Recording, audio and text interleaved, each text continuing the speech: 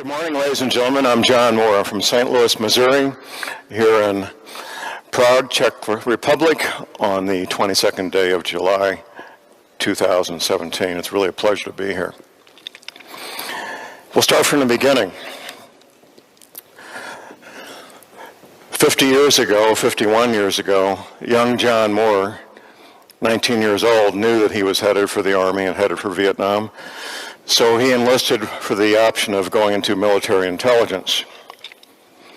I graduated from military intelligence school, went to Vietnam where I worked in psychological warfare for a year, came back to the States, was in Special Forces the last year of my Army career, active duty, left the Army and became a paralegal.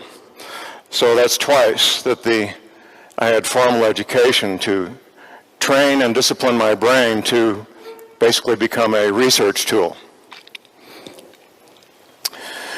After becoming a paralegal, it was only 8 or 10 months later, I was recruited to become a private detective. I was only doing that 3 or 4 months when I was recruited once again to become a criminal defense investigator at the age of 25. I investigated my first homicide at the age of 25 in the fall of 1973, a double homicide. I spent most of my adult life investigating crimes, homicides, burglaries, rapes, armed robberies, and so forth, as a criminal defense investigator. A lot of civil investigations also along the way. 17 years ago, the year 2000, I was working my dream job. Many of you have probably seen the film The Great Escape, starring Steve McQueen. That movie was based on a book written by the man I was working for, Mr. Charles Shaw, who was captured and escaped from German POW camps 5 times during World War II. It was a good life at the time. I had always one murder case in my inventory of cases, a number of other criminal cases. The late winter, early spring of 2000, 2 friends of mine approached me separately. One didn't know the other was going to do it. And they started telling me about this something called Nibiru, Planet X, Wormwood, the destroyer. I listened to them patiently and I thought, well, I didn't say this, but I thought, man, you guys need tinfoil hats really bad. This is crazy stuff. But I knew these men well enough that I should go ahead and check it out. So I talked to a friend of mine who is an outside vendor for the lettered government agencies, U.S. government agencies, and I told him about this. He basically told me I needed a tinfoil hat. He said, John, I'll check it out. I'll get back with you. About 4 weeks later, he got back with me. He says, John, it's exactly what you said it is. The federal government of the United States has known about this since 1979. They've been getting ready for it since 1979. Yes, it is true.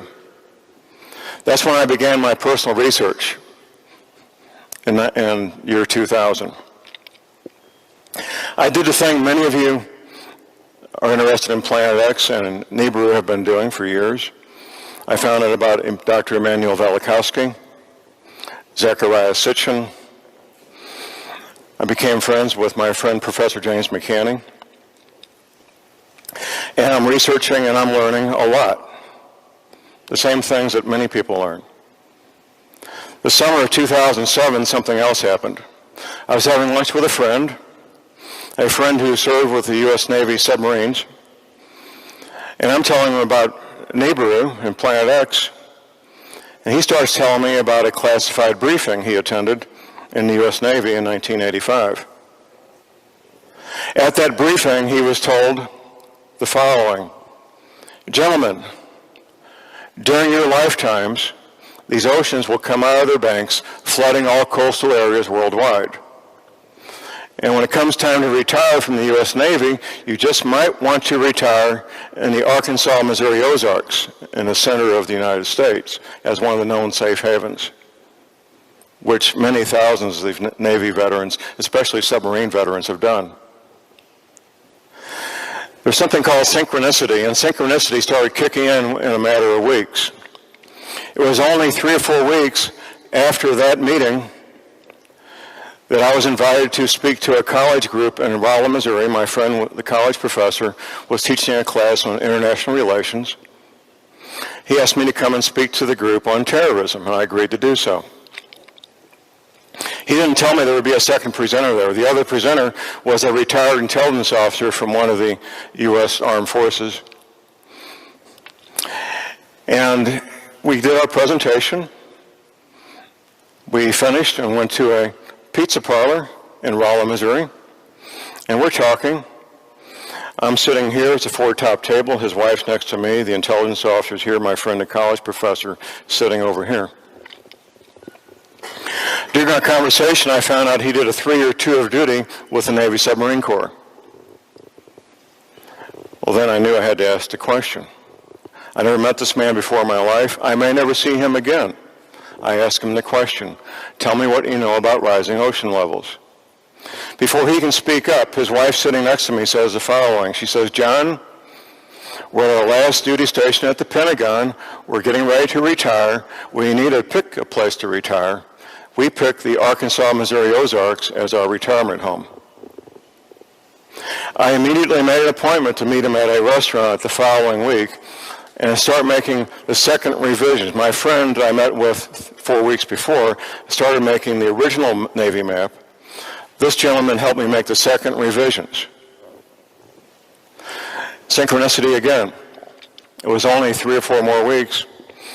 I was teaching a Missouri concealed carry class where people get training to carry pistols concealed. And I asked my students if anybody was a veteran.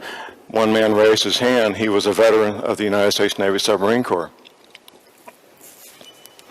I made an appointment with him the following week. I said, Steve, I can tell his name because he's now deceased. Many submarine veterans get way too much radiation and they're always getting cancer. I said, Steve, tell me what you know about rising ocean levels. He says, John, I've been out of the Navy 3 years. I signed a 5-year non-disclose agreement. If I tell you what I know, I could lose my pension. Okay, Steve. Can you blink your eyes once for yes and twice for no? And he smiled and laughed, and we went ahead in our conversations. He made the third and final revisions on that map, the map that's on my DVD, Global Warming, What the Government Isn't Telling You. Is it going to be on the screen? I hope. Everything's at my website, by the way. My website is thelibertyman.com. That's thelibertyman.com. It wasn't long after those interviews that I made the first disc that's on my 2 DVD set. And we posted that image of that map on that DVD. I took delivery of the first run of those DVDs, and I was at a fundraiser. We had a client charged with first-degree murder. It was a cold case that had happened 25 years before. And it was being sponsored by the Western Cherokee Nation, American Indians, because our client was Cherokee. So it's a beautiful late summer, early fall day, beautiful weather, live music, great food, everybody's having a good time. I see a gentleman walking around with this official-looking ID badge. It says, Tim Spencer, Director, Emergency Preparedness, Western Cherokee Nation. So I strike up a conversation with him. And we're talking about a lot of things, mostly to do with preparedness and safety and all those related topics. And I decided I would give him a copy of my DVD. So he takes it. He calls me up a week later, and I barely know this man. We've since become very close friends. He's now become my webmaster and co-host with me on my radio show. He calls me up a week later and says, John, I watched your DVD. I said, okay. John, I've seen that map before. Now, I didn't know at the time that he was a veteran of the U.S. Navy Submarine Corps. He says, John, I was in New Orleans. I was doing classified work for the Navy. I walked across the hall to get a cup of coffee. And there's that map on the wall. Your map is on the wall. So he talks to a Master Chief. A Master Chief at that time would have been old enough to be his father. Tim Spencer would have been 21, 22 years old. The Master Chief was probably 43, 45 years old, somewhere in there. Master Chief, what is this map? The Master Chief says, young sailor, all you need to know is the white areas. The white areas are the safe areas. When you retire from the Navy, you want to live in the white area. That's the Arkansas, Missouri Ozarks. Now, at the time, Tim Spencer wasn't told why there was a designated white area and what those other markings on the map meant. He was just told that was a safe area. His assumption was there was going to be a nuclear attack on the United States, and that would be a safe area. It was many decades later when he found out the real reason. It was maybe 6 or 8 months later. Tim Spencer is a student of mine in my concealed carry class, along with his wife, Laurie.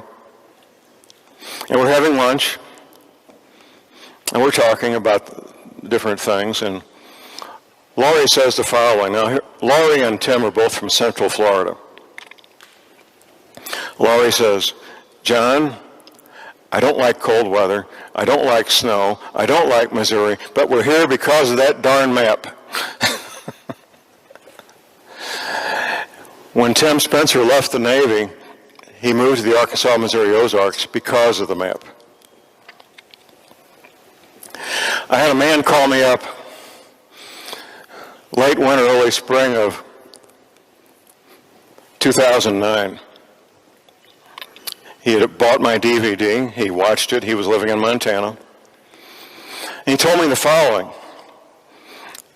He says, John, I watched your DVD. I said, okay. He says, John, I've seen that map before. I said, really? He says, yeah, really.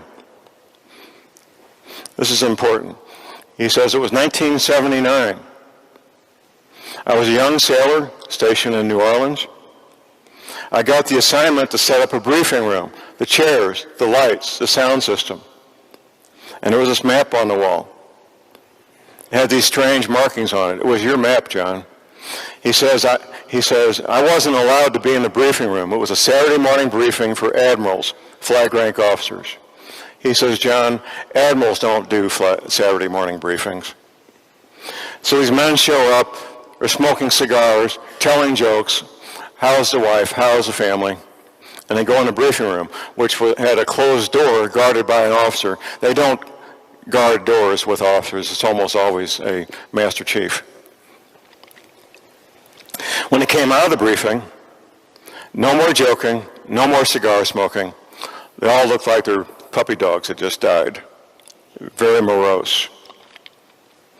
1979 was also the year, the best I can tell, that the Pioneer 10 space probe found Nibiru, Planet X. Now, most of astronomy is not looking at stars. Most of astronomy is mathematics. Yes, they do look at stars and they take lots of photographs. But most of astronomy is mathematics. And they've known since about 1900, 1908, somewhere along in there, that something very far out in space, very big, was causing these planets to perturbate. When they got to a certain point, they would do that wobble, that perturbation.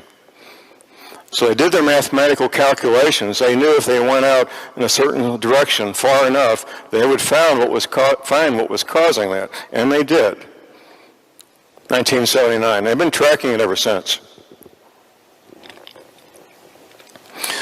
When people hear a lecture like this, they want to hear about credentials. I'm not a scientist. I played football in high school.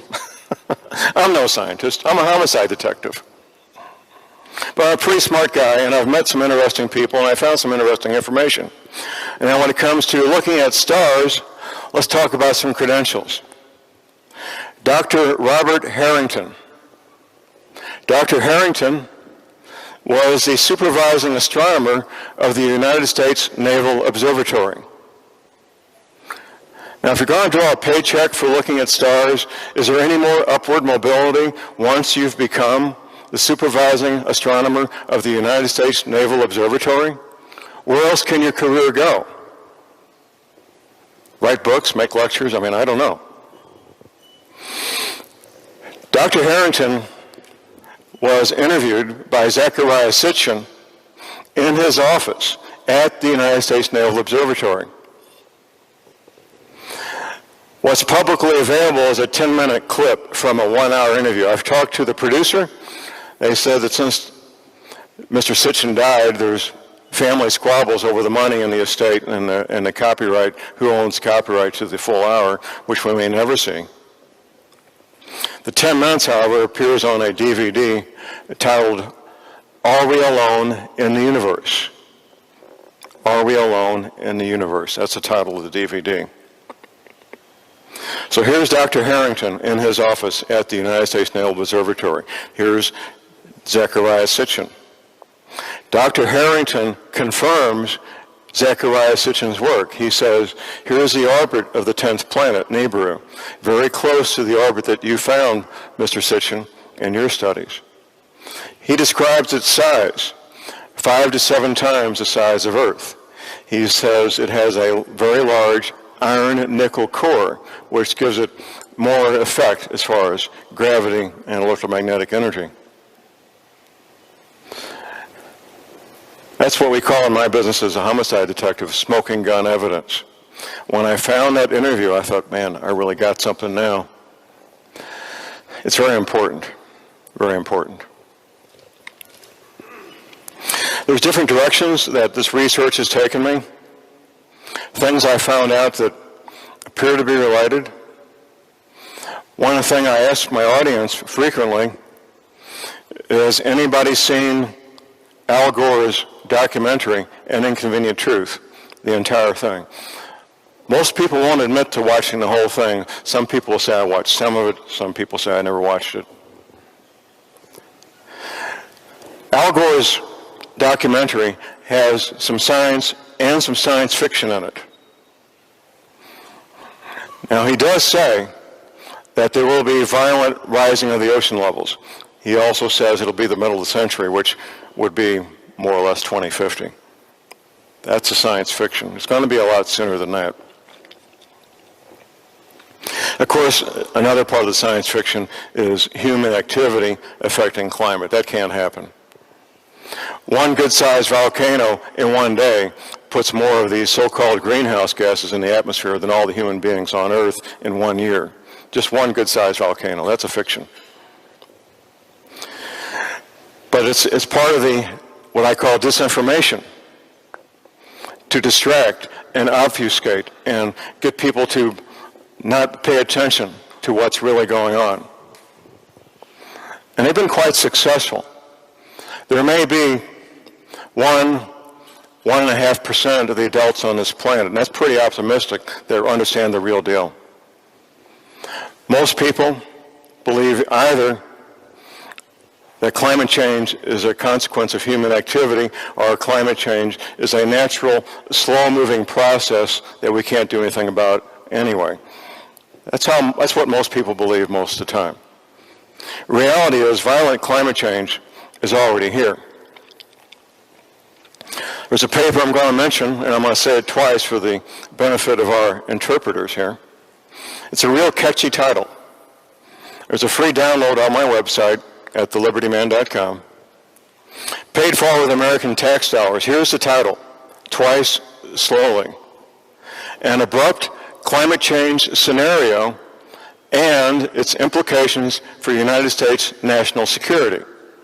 Like I say, real catchy, right? An abrupt climate change scenario and its implications for United States national security. Oh, they got it up there. Good. Thank you. 21 pages. Published in 2003.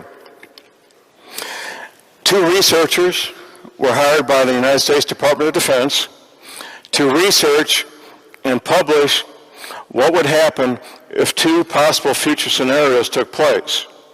The first scenario, the Gulf Stream slowing down dramatically, and the consequences of that. The second scenario, the Gulf Stream stopping completely, and the consequences of that. Ladies and gentlemen,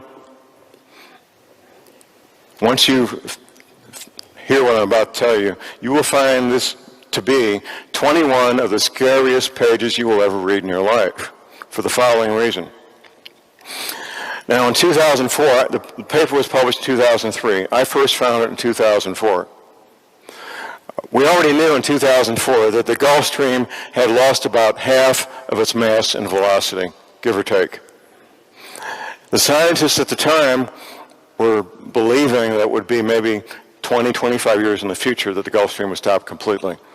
It might be a good time to talk about what is the Gulf Stream. The scientists call the Gulf Stream, it's a mouthful for our interpreters once again, the North Atlantic Thermohaline Conveyor. The North Atlantic Thermohaline Conveyor. Benjamin Franklin gave it the name the Gulf Stream a couple of hundred years ago.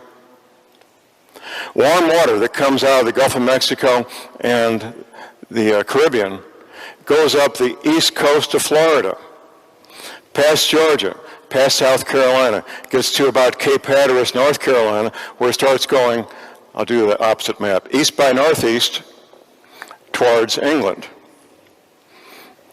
And it did so for we don't know how many centuries, up until June 12, 2010. Now, you want evidence? I know people here want evidence. And my entire adult life has been in the world of evidence. Here's the evidence.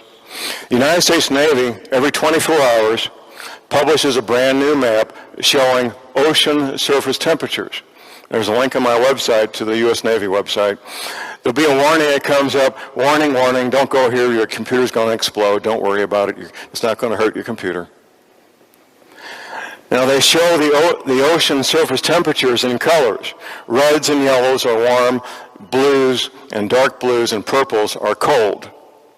And you can see the Gulf Stream coming up the east coast of Florida, past Georgia, South Carolina, gets to Cape Hatteras, North Carolina, and it starts going towards the British Isles, which it does for 200 or 300 miles, does a little loop-to-loop, and it's over. No more Gulf Stream. I was introduced to Dr. Luigi Zangari, a PhD scientist living and working in Italy, in July of 2010. And once again, on my website at thelibertyman.com, we have 2 radio interviews. The 3rd Friday and 4th Friday of July 2010, 1 hour each. The first interview, Dr. Zangari said the following: we believe the Gulf Stream stopped last month, we're not sure, we need to recheck our calculations. The following week, he verified, yes, in fact, the Gulf Stream stopped June 12, 2010. So what does this mean? We also found out something else. This was news to me. The Gulf Stream used to, past tense, the Gulf Stream used to regulate the jet stream. No matter where you are on Earth, 5 miles above your head is wind going 150, 200 miles an hour. 24 hours a day, 7 days a week. There's 3 jet streams: Northern Hemisphere, Equatorial, and Southern Hemisphere. The Gulf Stream used to regulate the jet stream, causing the jet stream to behave in a more or less predictable fashion. The jet stream has a tremendous amount of effect on our weather, especially precipitation and temperature. Now, I've interviewed and debriefed a number of men and women involved in growing grains in North America: wheat, corn, rice, soybeans, spelt, oats, all those grains. Every business has a business model. The business model for growing grains is 1 bad harvest, hurry 4 good ones. That's the business model for growing grains. Everything these grain growers do, the farmland they buy and lease, the equipment they buy and lease, the seed, fertilizer, pesticides, herbicide, the debt that they carry, everything they do is based on being able to service that debt and expecting 1 bad harvest for every 4 good ones. That cycle is broken. That cycle is over. Weather has become so erratic they can't count on very much at all as far as dependability of weather. Which means If a farmer doesn't own their land outright, doesn't own their $750,000 to $1 million worth of equipment outright, doesn't have a good stock of seed, they can be in trouble real quick. A lot of farmers are going out of business because of that. A lot of people are focused on, John, when's Niebuhr going to be here? That's understandable. In fact, 17 years ago, when I first found out about this, I made an appointment at a private observatory. I'm going to look and see this thing for myself. I'm going to look and find this thing. What do I know? You can only see it from the southern hemisphere, and even then, only in the infrared light spectrum. What's happening with the Gulf Stream is a consequence of the following. We were having a discussion at breakfast this morning briefly. First of all, salt water behaves differently than fresh water. Now, if you take a tank, I'll see if I can do this in meters, 3 meters by 3 meters by 100 meters. With salt water, that's maybe 50 degrees at the same salinity of the ocean, normal ocean salinity. If you inject under pressure a 4-inch volume of water at 75 degrees Fahrenheit, centigrade Fahrenheit thing, you have to excuse me, I don't have that figured out. That 4-inch blast of water will go all the way through that 100 meters intact because it develops a thermal barrier around it. If you start introducing fresh water into that tank, the ability of that thermal barrier to function gradually breaks down until it doesn't function at all. That's why the Gulf Stream broke, is because of reduced salinity in these oceans. A consequence of melting freshwater ice in Greenland, melting freshwater ice in the Antarctic. Now, the melting ice at the Arctic is floating seawater, so that doesn't change either the ocean levels or the salinity, either one. Doesn't matter. You may have seen recently in the news the massive ice shelf that broke off the Antarctic. And mainstream news reports on how much the sea level is going to rise, which would be maybe 1 or 2 inches. Big so what? What they don't talk about is a reduction of salinity of the oceans. That's what they're not talking about. That's what's very important. Now, the North Atlantic thermohaline conveyor, the Gulf Stream, is only one of many ocean currents. Atlantic Ocean, North Atlantic, South Atlantic, Pacific, and so forth. Many ocean currents. And they're all being affected and all being disrupted by the reduced salinity of these oceans. Very important because it's changing our weather in very dramatic fashion. I want to talk a little bit about Immanuel Velikovsky. Now, at the end of my 2 DVD set, there's a bibliography with more than a dozen books. A 2 DVD set is 4 hours of lecture. What I'm doing is very abbreviated. The 4 hours is very abbreviated. Dr. Velikovsky was a medical doctor. He was not an archaeologist, but that was his hobby. That's what he loved to do. And he traveled around the planet to observe and find places where cataclysmic events had left evidence.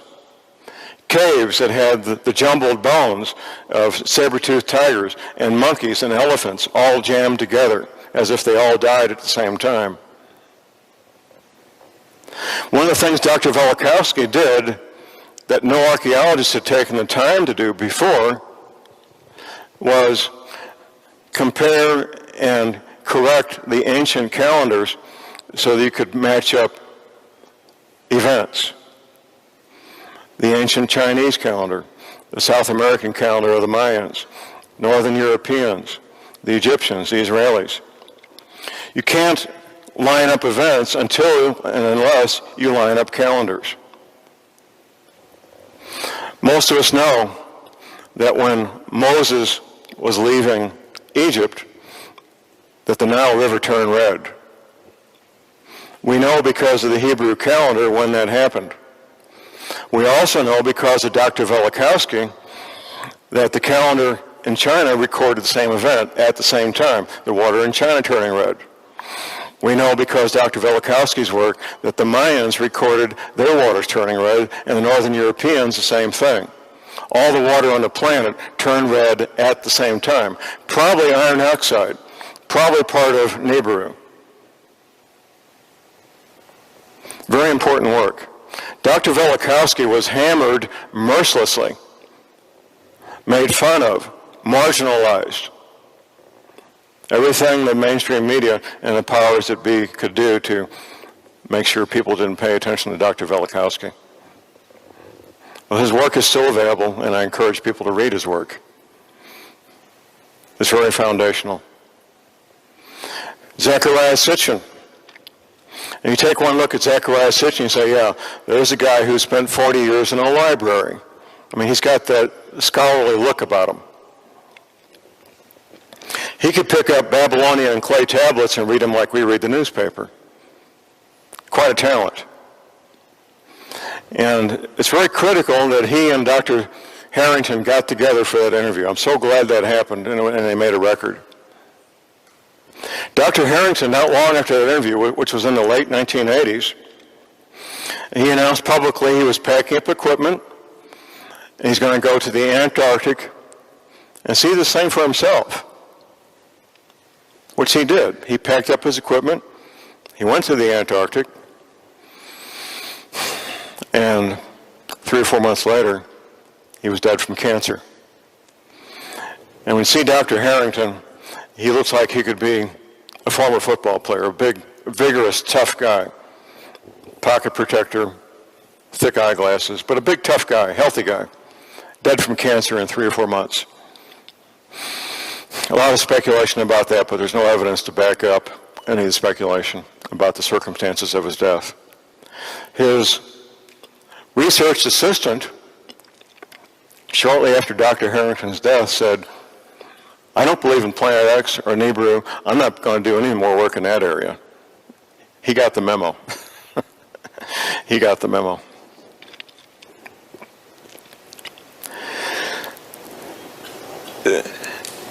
The main focus and message I want to get to everybody watching this, and I was talking to one of the young ladies earlier, when I'm interviewed on a radio show or I got a journalist that wants to talk to me, they want a 2-paragraph response, a 2-paragraph answer to something that is incredibly complex.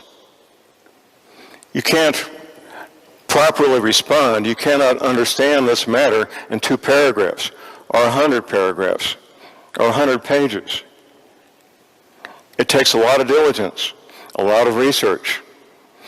Research from verifiable sources. Now, when the Department of Defense publishes a paper that they paid for, that's pretty good evidence. This is not something generated by somebody in their home. A real document, really paid for with American tax dollars. When you go to the U.S. Navy website and you see that map every 24 hours, that's real evidence. I'm a film buff, and there's some Hollywood films that have given us some messages. One is titled The Day After Tomorrow. The main premise of The Day After Tomorrow is the consequences of the Gulf Stream stopping. That's it. That's the main premise. Now, they allude to human activity causing violent climate change, which of course is silliness. At the beginning of the movie, near the beginning, there's 3 scientists on an island off the coast of Scotland, and their job, 24 hours a day, 7 days a week, is to monitor the buoys out in the North Atlantic that monitor and report back ocean surface temperatures. Now, because it's Hollywood, they show the consequences of the Gulf Stream stopping in just a matter of weeks, when in reality it takes years. But it's Hollywood and it's very dramatic. So these scientists are watching these buoys, and one reports a dramatic drop in temperature, then another, and finally, after an hour or so, all the buoys in the North Atlantic are reporting a dramatic drop in temperature. That's when the Gulf Stream stopped, right then. In the film, it's only a matter of weeks before a new ice age begins. Reality is that it's going to take much longer than that. Much longer. This has happened before. If you dig down through the permafrost in Alaska at the Arctic Circle, you find vegetation that it can only exist in tropical areas. That's pretty well known, pretty well understood. This has happened many times before. The topic of pole shifts comes up. When molten lava is coming out of the volcano and is flowing, as it cools down, just before it gets hard and becomes rock once again, the magnetic particles in that lava line up with magnetic north. Wherever magnetic north is, at that moment when that rock cools down and becomes solid, it lines up with magnetic north. So scientists can go back to volcanoes, 500-year-old, 1,000-year-old, 20,000-year-old volcanoes, and they can find out where magnetic north was when that lava cooled down 5,000, 10,000, 50,000 years ago. It doesn't matter. And magnetic north has been in many different places. Many. This is real science and easily verifiable. Most of these pole shifts are generally 12, 15 degrees. It may not sound like much, but it's a lot. The next one, I believe, will be dramatically greater than that, possibly as much as 45 degrees. And that's, a lot of that part of science is what I might call educated speculation. Quite frankly, it is. It's enough to know that it's going to happen, and we do know that it's happened many times in the past. Many times. This one will be a devastating one. Most people on this planet will die. At least 9 out of 10, maybe 95 out of 100. I don't know. Most people on this planet live within, see if I can do kilometers, 100 kilometers of an ocean, 150 kilometers of an ocean. That's that way in the United States. Most people live on the East Coast and the West Coast and the Gulf Coast. The middle of the country where I live doesn't have nearly as many people. These are the areas that will be dramatically affected, devastated underwater. A friend of mine was on a vacation out west, I think in Arizona, and he climbed to the top of one of these mesas. We've all seen the photographs of the mesas in the westerns, these rock formations that are flat on top. He climbed to the top of one of these mesas, and he says, "John, there's seashells all over the top of this darn thing." I said, "Oh, yeah, really?" He says, "Yeah, seashells. Not the fossils of seashells, they were the seashells. Not the fossils, actual seashells." Yes, this has happened before. When you see the Navy map, you'll see the following. Beginning at the Canadian border in Nova Scotia up there, and coming south, we have devastation typically 50 to 100 miles inland. The Navy veterans that I debriefed, they all said that the ocean will be as far inland as the Blue Ridge Parkway. Now, the Blue Ridge Parkway is a road that people like to drive, especially in the fall when the leaves are turning colors. It runs north-south, typically about 100 miles from the ocean. Typically. So coming down the East Coast, you're going to have the homes, the businesses, the hospitals, everything, where 75, 80 million people live, basically wiped out. Going down the coast, you've got South Carolina, Georgia, Florida. Florida's going to be gone. There will be no more Florida. Which brings up something else I'll mention in a moment, which is fascinating. The Gulf Coast, about half of Alabama, a little more than half of Mississippi, almost all Louisiana will be underwater, and Texas, devastation about 80 to 100 miles inland. West Coast, not quite so bad. It gets pretty high elevation pretty quick. There's an inland sea, what's going to become an inland sea. So the problem with California is that's where all the people live, is on the coast. What do we have in Los Angeles? 15, 20 million people? They'll be gone. And you got Washington State and Oregon. The middle of the country, the Mississippi River, will split the country in two. The Mississippi River will be 100 to 200 miles wide, a couple hundred feet deep. The government's already planning for this. The main new capital will be Denver. Talk about that a little bit more. The eastern capital and the minor capital would be Atlanta, Georgia, the highest elevation major city east of the Mississippi. The government is already splitting, like, for example, the U.S. Army. The United States Army Northcom, Northern Command, is being split east-west of the Mississippi River. They've been doing that now for 8 or 10 years.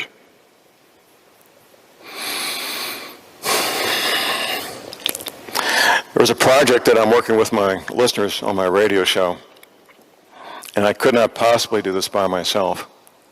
And Florida reminded me of it.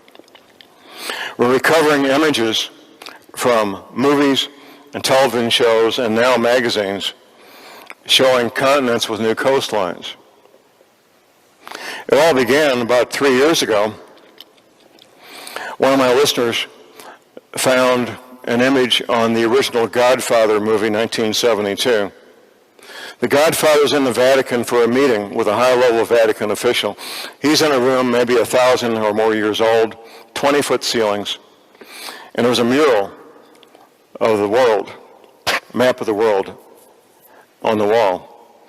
And it shows the continents with new coastlines. We didn't think much of it. We posted it on my website. Nothing happened until January of this year, 2017. One of my listeners was watching an American television show called Highway Patrol, starring Broderick Crawford. 1957, and we got the image on my website. The episode was titled Dead Hunter. And for you youngsters, I'll just give you a little bit of history here. In 1957 in the United States, there were 3 TV networks. Everybody in the United States had their choice of 3 TV shows any given evening. Highway Patrol was the top one in that time slot, black and white. So the homicide detective, Broderick Crawford, is in the office of an oil petroleum executive talking about the murder case. On the wall behind Broderick Crawford is a 3 by 5 foot map of North America with new coastlines. And ladies and gentlemen, if you've seen my map on my DVD, you're looking at it on that image there. Crystal clear and sharp. Broderick Crawford's forehead is right at Portland, Oregon. You can see it takes up the whole screen. Well, that was January 2017. That opened the floodgates, literally. The whole list, and it keeps growing, the whole list is posted at my website at thelibertyman.com. But they being the powers that be, they pick out the winners. We got Hunger Games. We've got Superman. We've got A Beautiful Mind. We've got Superman Returns, and many others. One of my listeners found an image on Look magazine. Now, Look magazine was a monthly publication, hugely popular in the States for decades. 1952, the Navy map is published. Now, the article was about UFOs, but the map they showed is the Navy map showing Florida gone, new coastlines, inland sea. That one kind of surprised me. I didn't expect to see an image going that far back to 1952, but it's right there. 1955, a children's show called Captain Midnight. The image is on there. I'm encouraging my listeners to find more images of continents with new coastlines, get those images to me, and as a thank you, they get their choice of any of my 5 DVDs. And they just keep coming in and coming in. It's a long list and keeps growing.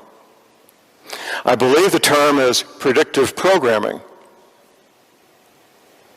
We heard earlier today about the compulsion of the powers that be to give us a warning, to let us know what's going to happen. And that's what they've been doing. We've verified now since 1952 at least. At this point, I don't even want to speculate how far back in time we may go. 1952 surprised me. 1955 surprised me. There may be earlier ones. I don't know. We'll find out. It's a work in progress. How are we doing on time? Not too bad. I'll be back up here after lunch. We'll take a 10-minute break at noon, by the way. I have a radio show, Monday through Friday. The link to listen to it is at my website at thelibertyman.com. You can listen to the archives. If you listen here live in Europe, it would be late afternoon, I think. All right, late afternoon, 8 a.m. my time. Early evening. Early evening. But the archives are there, and you can listen anytime you like. Every Wednesday, the first hour, I interview Professor McCanney. Now, unlike myself, Professor McCanney is a credentialed astrophysicist. He's taught astrophysics at the university level. He's taught mathematics at the university level. He's published one book, mostly dedicated to the topic of Nibiru and Planet X, and what he calls a 60-page pamphlet, a small book, about surviving the consequences, and I believe about 9 other books at this point in time. Brilliant man, amateur archaeologist. And I encourage people to read all his books, but especially the one on Nibiru and his little pamphlet on how to survive the consequences of Nibiru, which we'll be talking more about this afternoon. I know we have doubting Thomases, and I encourage doubting Thomases. I don't want you or expect you to believe what I'm telling you without your own independent research. Here's some things you can do to convince yourself. We all use Google searches these days, right? There were press releases done for the following that you can recover. One is the CIA shutting down part of their operations in Langley, Virginia, and moving to Denver. Now, the original press release said, we want to disrupt the good old boy network that's been in place for so many decades, so we're moving all these people to Denver. Well, even their own people were laughing about that, so they changed it. The new press release said, we're doing it for operational reasons. National Security Agency, no such agency, Fort Meade, Maryland. There was a statement in a movie where they said that there was 19 acres, I believe, they said, of Cray mainframe computers underground at Fort Meade. That was a true statement. Enemy of the state, Gene Hackman. That was a true statement. The press release for moving Fort Meade, NSA, to Denver and to Utah was the following, which if you know about how the American power grid works, it's hilarious. They say the local electric provider, utility, cannot provide us enough electricity that meets our requirements at Fort Meade, so we're moving to Denver. That's hilarious, because electricity is bought and sold back and forth across the 50 states like any other commodity. You need more electricity, just buy it, and it's shipped in from wherever it needs to come in. So that's obviously a cover story, obviously. Do we have any scientists in the audience? Anybody who took chemistry in school? A couple? Okay. Now think about this. It's the end of World War II, and you want to set up a place to work on really fun stuff like anthrax, for example. Would it be a smart idea to get maybe a 200-acre island 100 miles off the coast of the United States where it would be safe and you could play around with anthrax and other biological things? That's what they did. Right after World War II, they bought an island called Plum Island. Plum just like the fruit, Plum Island. And you can, once again, using Google Images, you can see an image of Plum Island. It looks like a 200 or 250-acre golf course with 5 buildings on it. The press release says, we ran out of room on Plum Island, so we have to move to the worst place you can imagine. Manhattan, Kansas, in the middle of the most important and productive agricultural real estate on the planet, Manhattan, Kansas. That's where they moved the biological testing facility. And by the way, Plum Island, I think it's still for sale if anybody wants to buy it. No takers, right? These are press releases that anybody can find doing their own independent research.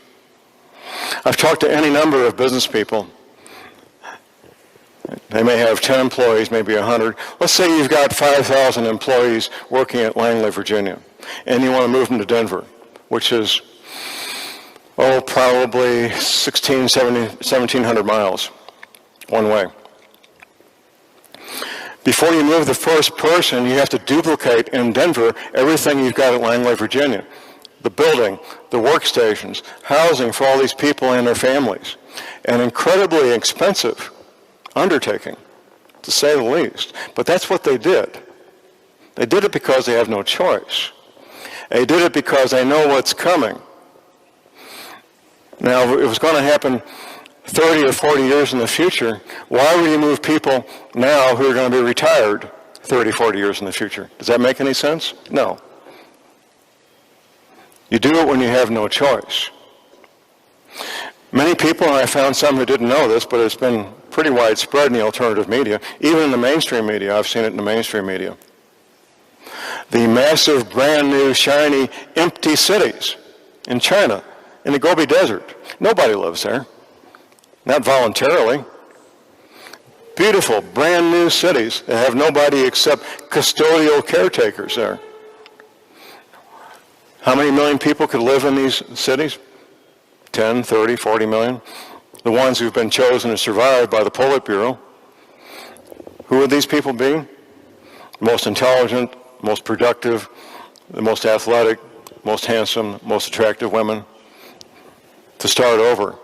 And of course, the sons and daughters of the Politburo, doesn't matter how smart they are, they're going to be there anyway, right?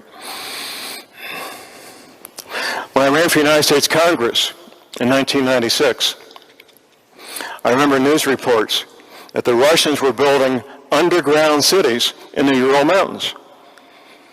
I was talking to my team and I said, what's this about? The Cold War is over. Why are they spending hundreds of millions of dollars to build underground cities in the Ural Mountains? We didn't know. It didn't make any sense. Now it makes sense. It makes absolute sense. The Vatican Library, and you can find the press releases for this easily. The Vatican Library was closed, I believe, for 3 years, if I'm not mistaken,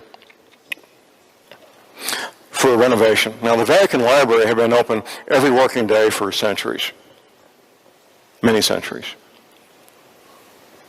Closed for renovations. Now, we know that. Now it's back open. What we don't know is what the real reason was. I don't necessarily believe that it was closed for renovations. Typically, a library like that, they would close part of it, leave part open as they did their renovations.